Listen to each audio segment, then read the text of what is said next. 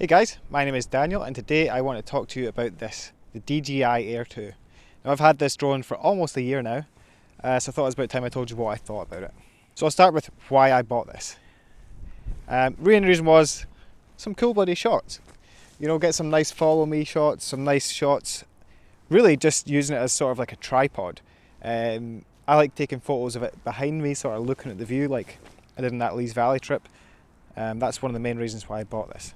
Now, why did I buy the Air 2 and not any other drones? Well, when I was looking, it was between this or the Mini. Now, there are other brands of drones out there, don't get me wrong, but for me, DJI is the most well-known one. They seemed like the most reliable and it seemed like a company I could probably invest in and trust their product. So, it was between this or the Mini.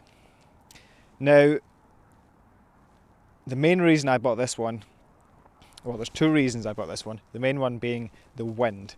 Now in Canterbury it's always bloody windy, and this one, being a slightly larger drone, does handle the wind better than what the Mini would. Although it is a slightly bigger drone, it only weighs 570 grams.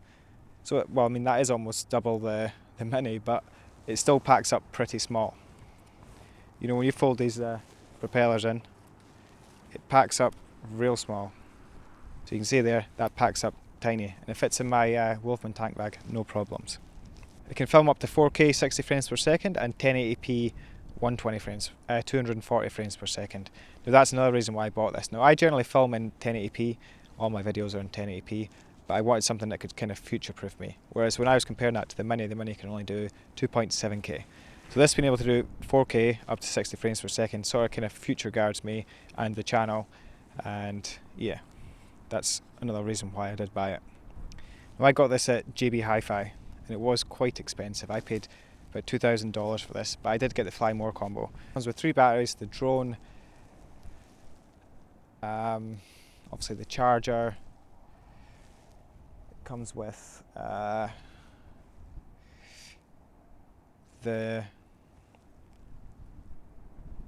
also purchased separately the in-car charger, which was like another $100. But I'd use that in the truck. So, it being a slightly larger drone, it does have a slightly bigger battery than the Mini, and you can get up to 32 minutes of flight time, and I'd say that's fairly accurate. So I generally never carry more than one spare battery with me unless I'm in the truck, and I'd carry the charger anyway. So 3 batteries is probably overkill, but it really does depend on your needs. So it's got crash sensors on the front, the back and the bottom. It doesn't have any on the top or the sides, which is a shame, but I've never actually crashed it yet, and to be honest I don't want to crash it. It's quite an expensive drone, like I said. It's got a 10 kilometre range, which is colossal in my opinion. Again, being the price of the drone, I never fly it further than I can see it, which is, I don't know how far I can see, but not very far when this is up in the sky. I generally don't go too far away from me at all. It's a bit risky. So this is the controller here with the phone on it. Now this is a bit bigger than other models, but to be honest it's not too bad. It does fit in my tank bag quite nicely.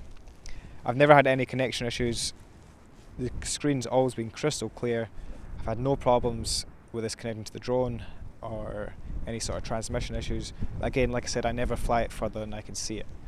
If you're 10k away, I don't know how good a quality transmission you're going to get. I wouldn't want to risk it. So while we're talking about the controller, one thing you need to look at before you buy the drone, which I stupidly didn't, was try your mobile phone and see if it works with the app.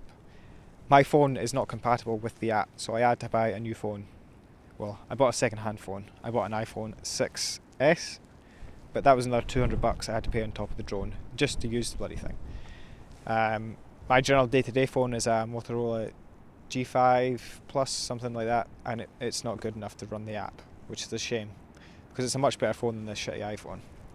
But you need to look at that before you buy the drone. That's generally the features that I would look for in a drone, and that's why I've bought it. So I carry it on my tank bag on the bike, in my Wolfman tank bag, and if I'm out for a hike, I carry it in the water bottle holder on the side of the bag. It fits in there no problem. So I'll jump up and I'll show you how I store this all on the bike, and then we'll do some quick test flights and show you some of the sort of program features there. So in here I've got the phone I use for the drone. I've got a spare battery for the drone. Keep the controller in this neck scarf here. It's quite a big controller on the DJI Air 2 if you compare that to the older models. It's not actually too bad, it's fairly thin and the sticks come off, so I mean it's not terribly big, it does fit in here quite nicely. And then I've got the drone itself.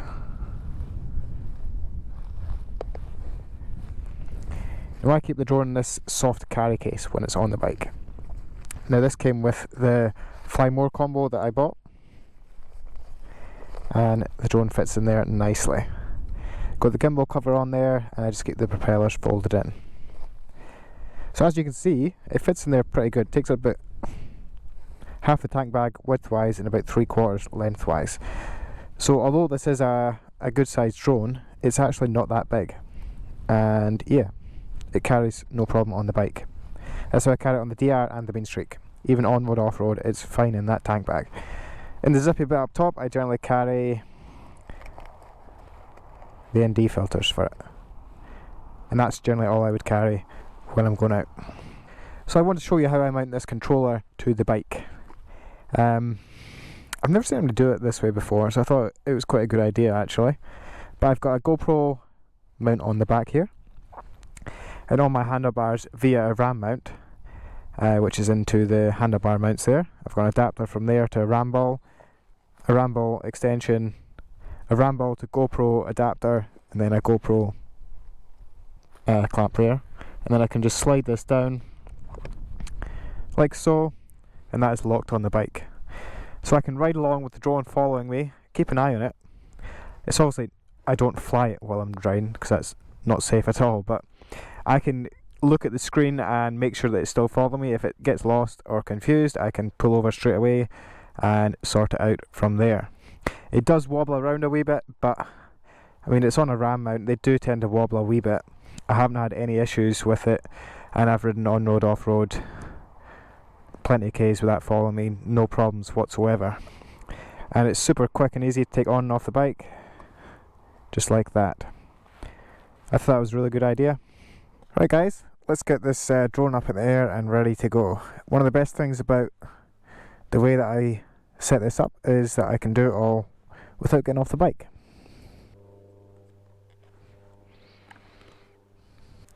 Always take off the gimbal cover before you start it, because it runs through like a self-check procedure in which the gimbal does move around a bit. So switch on the drone, it's short press then a long press, and it's same for the controller, which is already on, and you can see that gimbal running through its procedure there. This is the menu system here. It's all really easy to use. You can go in through here. So video normal is generally what I shoot in. If I'm doing a follow me shot, I always try and do in 4K zoom, just because it gets you a wee bit closer in. So if we compare that to 4K wide, see the difference there. It crops it in quite a bit, and I quite like that shot. If I'm just doing any other kind of shooting, you know, just like flying around behind me or all that, I generally go 1080p, 24 frames per second again, and you can go up to 60 frames in normal mode, and then you've got your slow motion modes there. I also use photos quite a lot, all the different kinds of photos there. It's got a 48 megapixel mode, which I generally don't use. I generally just use single normal 12 megapixel photo, and that's quite good for me. Hyperlapse I've never used. Quick shots I use quite often. So the aircraft's got to be flying, just select that menu. Right, so I'll stick the aircraft up. It's super simple to do. You just hit this button here and then take off, and you can see I'm just holding the drone up like that, and I'll just take it off from my hand.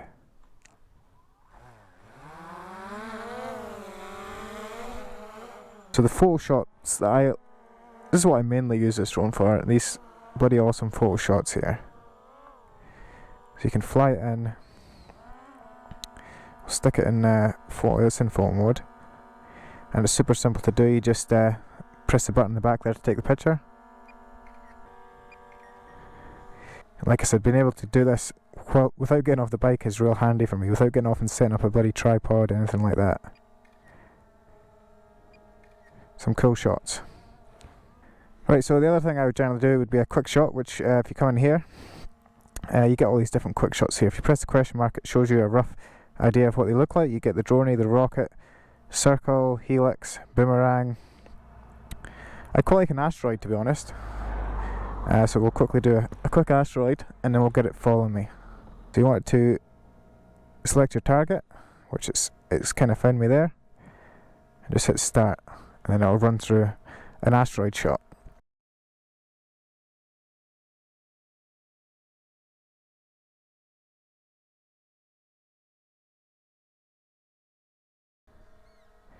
I'll tilt the drone up. The controls are really easy to use. I won't go too depth into how to use the controls. But for doing a follow me shot, you want to get it in video mode.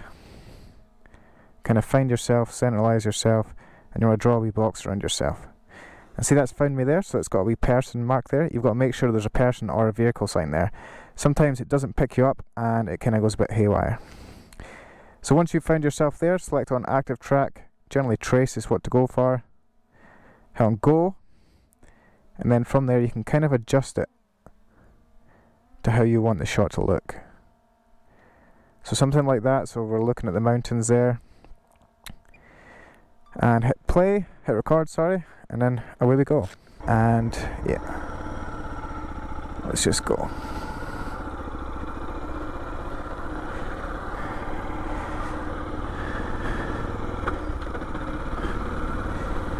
Oh jeez, I've had quite a lot of flooding recently.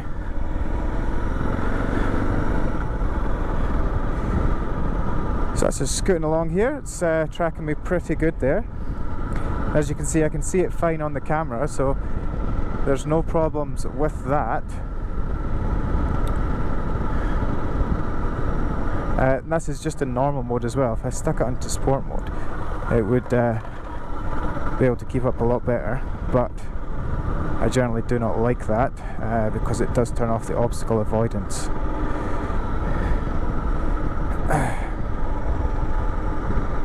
I could probably actually flick that over to sport mode, because there's literally no obstacles out here, and see how it keeps up. What am I doing the speedo there? I'm doing about 50 k's an hour there.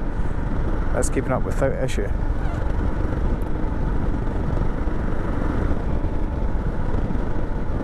Sorry, I'll just quickly show you how I catch it and stick it away. So you want to bring it over. Let's look it back into normal mode. And I just hand catch it. So just hold your hand out and bring the drone down.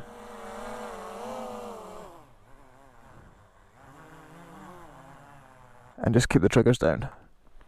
And as simple as that, and then you just switch it off.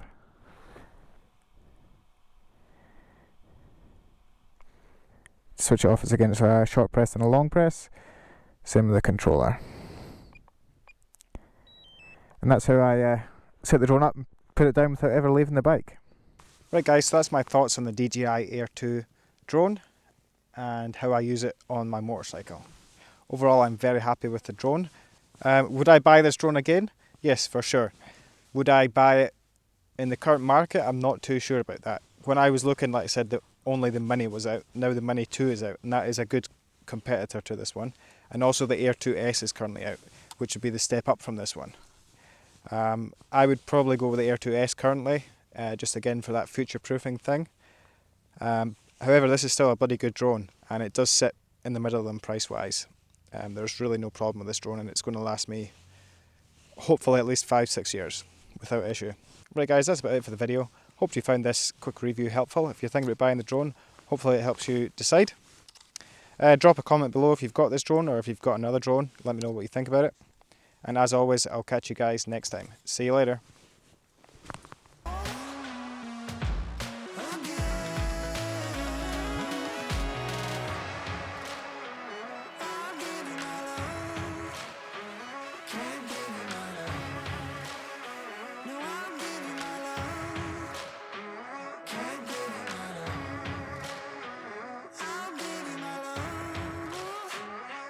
Into the black.